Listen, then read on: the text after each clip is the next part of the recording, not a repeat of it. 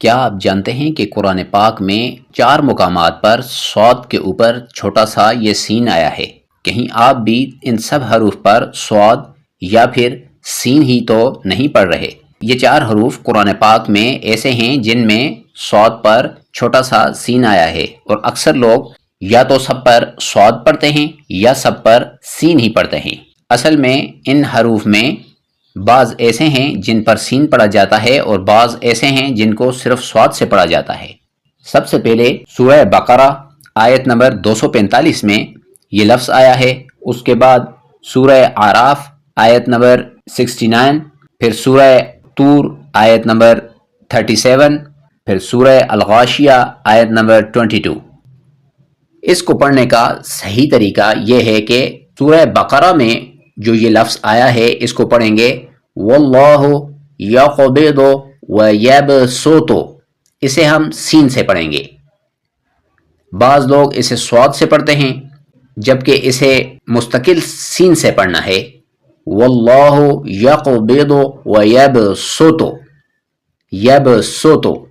اس کے بعد سورہ اعراف میں فی الخلق بسطہ، اسے بھی ہم نے سین سے پڑھنا ہے، فی الخلق بسطہ۔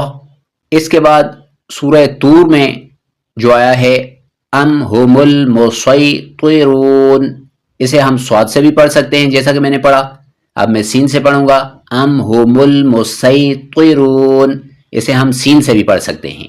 اس کے علاوہ جو سورہ غاشیہ میں آیا ہے اس کو ہم نے صرف صاد سے پڑھنا ہے، لست علیہم بمسیطر، اس کو ہم نے صرف صاد سے پڑھنا ہے، لست علیہم بمسیطر۔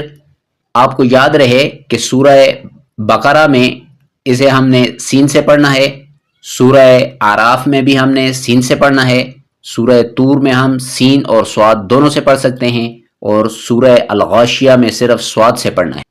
امید ہے آج کی یہ مختصر سی ویڈیو آپ کے لیے بہت فائدہ مند ثابت ہوگی۔ اگر ویڈیو پسند آئے تو چینل کو سبسکرائب کریں، ویڈیو کو لائک کریں اور کومنٹ میں اپنی رائے کا اظہار ضرور کریں، اس سے ہماری حوصلہ افزائی ہوتی ہے۔ نیا سبق آنے تک کے لیے اللہ حافظ۔